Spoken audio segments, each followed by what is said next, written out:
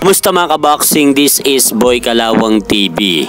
So isang mabilisang balita lang po tayo mga idol sa naganap na laban ng co-main event ng laban ni Undisputed World Super Bantamweight Champion na Naoya the Monster Inoue at Murodjon Akhmadaliev na si Japanese boxer Yoshiki Takei kontra dito sa kalaban nito na Mexicanong boksingero na si Christian Medina. At sa naganap na laban na ito kanina sa bansang Japan mga idol, nasilat nga po ng Mexicanong boksingero na si Christian Medina itong heavy favorite sa laban na dating kampiyon na si WBO World Bantamweight Champion Yoshiki Takei sa laban.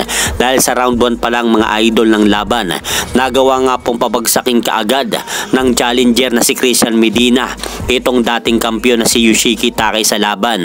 Matapos nga pong tamaan ito ng over right hand sa laban ng Meksikano na tumama mismo sa muka ni Yoshiki Takei upang bumagsak nga po ito sa unang bahagi ng laban sa round 1. At laking gulat nga po mga idol ng Hapon na si Yoshiki Takei na bumagsak na pala siya sa canvas matapos tamaan siya ng suntok galing kay Christian Medina. Pero mga idol, nakasurvive pa naman po itong si Yoshiki Takei sa bahagi ng laban na yan sa round 1 dahil bago pa follow upan siya na mga malalakas na kombinasyon na suntok ng Meksikano ay paubos na rin po ang oras sa bahagi ng laban na yan.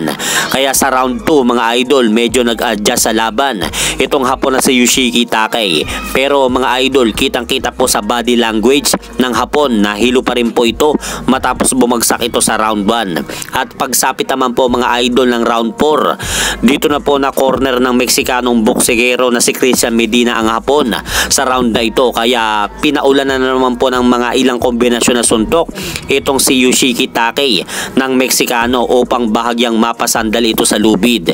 Kaya sinamantala naman po mga idol ni Christian Medina ang pagkakataong patamaan ng mga malalakas na suntok itong Hapon na si Yoshiki Takei sa laban upang makita nga po ng referee na hindi na po makasagot ng suntok itong Japanese boxer. Kaya dahil po dyan mga idol, inawat na nga po ng referee sa round 4 ang laban. Kaya nakuha nga po ni Christian Medina ang panalo kanina sa bansang Japan via TKO sa round 4 upang mapasakamay po niya ang titulong WBO World Bantamweight Belt.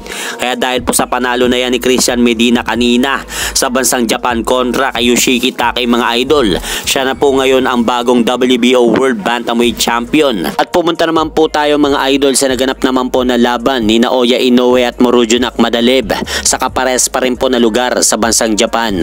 At sa naganap naman po na laban na ito mga idol, sinabi ni Akhmadaliev kung matatandaan, natatakot daw sa kanya itong si Naoya Inoue kaya pinapatagal daw nito ang kanilang laban. Pero ngayon sa kanilang nangyaring laban kanina sa bansang Japan, parang kabaliktaran po ang nangyari. Dahil kung mapapanood nyo po ang laban, parang natatakot nga po bumato ng suntok itong si Murodjon Akhmadaliev sa kanilang naging laban ni Naoya Inoue sa bansang Japan. At kung makikita nyo pa, halos kamakailang ulit nga pong binababa ni Naoya Inoue ang guard nito na para bang sinasabi nito kay Murodjon Akhmadaliev mga idol na suntukin mo naman po ako.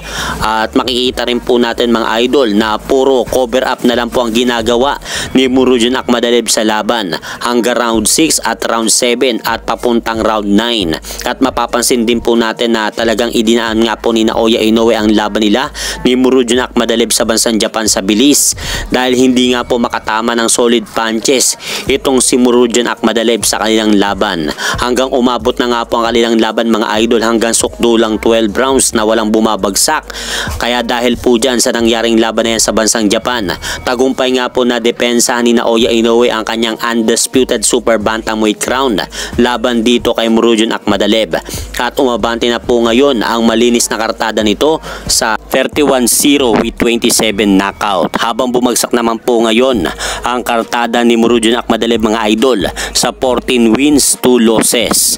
At hanggang dito na lang po muna ang aking update sa mga ganapan sa mundo ng boxing. At syempre mga idol, huwag nyo rin pong kalimutan, pakisuportahan nyo naman po muna ang ating munting channel. Maraming salamat po.